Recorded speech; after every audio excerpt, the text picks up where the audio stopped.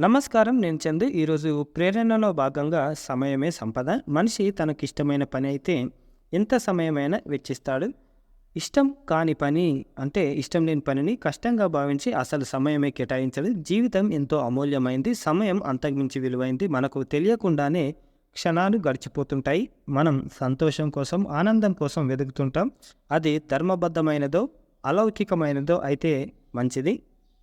కేవలం భౌతికమైనదో, ఐహికమైనదో అయితే గడుపుతున్న సమయం గురించి ఆలోచించాల్సిందే మనం. ఏ పనికి ఎంత సమయం కేటాయించాలన్న సమయజ్ఞతను ఎరిగిన వాడే గ్రహించగలగడు. మనకు తెలియకుండానే అనేక సందర్భాల్లో కాలాన్ని వృధా చేస్తుంటాం. సంభాషణ ఎంత సంక్షిప్తంగా అంటే ఎంత చిన్నగా ఉంటే సమయం అంతగా సద్వినియోగం అవుతుంది. విద్యుక్త ధర్మం నిర్వహణలో కొందరికి సమయం సరిపోని మాట సత్యమే. అయితే ఎవరైనా మిగతా సమయాన్ని ఎలా సద్వినియోగం చేసుకుంటున్నారో తమకు తామే ఆలోచించుకోవాలి. ఏ వ్యవహారాన్ని అయినా సమయాన్ని దృష్టిలో పెట్టుకొని ముగించుకోవాలి. మన జీవితంలో బాల్య, కౌమార, యవ్వన, గృహస్థ, వృద్ధాప్య దశలు అనేవి అనివార్యం. అంటే మనం వాటిని తీసేసుకోలేం.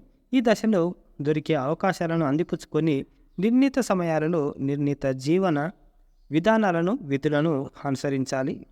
ఏ దశలోనైనా విలువలకు, సంస్కృతి సంప్రదాయాలకు, ధార్మిక నిబద్ధతకు సమయం ఇచ్చి తీరాలి. సమయానికి మించిన సంపద లేదు. సమయానికి ముందే ఒక్కొక్కప్పుడు పరిగెత్తాల్సి వస్తుంది. ఒక్కొక్కప్పుడు సమయంతో పాటు పరుగులు తీయాల్సి వస్తుంది. సమయాన్ని నియంత్రించుకోవడం వల్ల, సమయ నియంత్రణలోనే ఉండటం వల్ల విజయం మనం సాధించగలుగుతాం.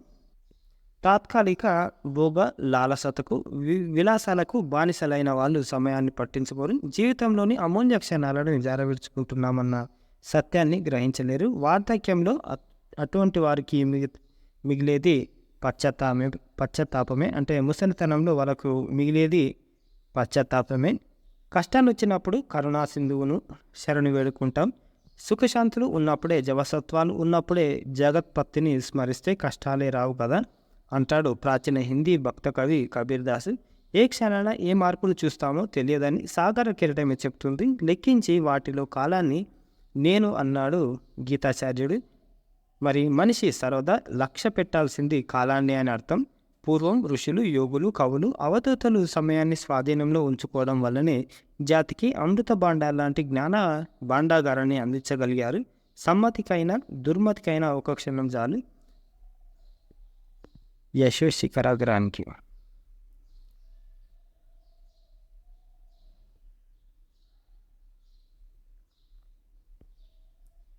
యశో శిఖరాగ్రానికి చేరడానికి, అతపతాలానికి పడిపోవడానికి, ఖ్యాతికి అపఖ్యాతికి బీజం సమయమే. లంకకు చేరిన హనుమ సీత అన్వేషణలోనే నిమగ్నమై తిరిగాడు తప్ప లంకాపురి సౌందర్య వీక్షణానికి ఏ క్షణము వినియోగించలేదు. కాలం పాండవులను అజ్ఞాతవాస బంధనాలతో కట్టిపడేసింది. అయినా ఆ సమయాన్ని వారు సద్వినియోగపరుచుకున్నారు.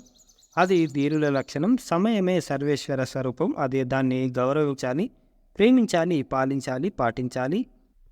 ఇతరుల సమయాన్ని సంగ్రహించకూడదన్న సత్యం నిత్యం గుర్తుంచుకోవాలి. అంటే వాళ్ళ టైంని వేస్ట్ చేయొద్దు.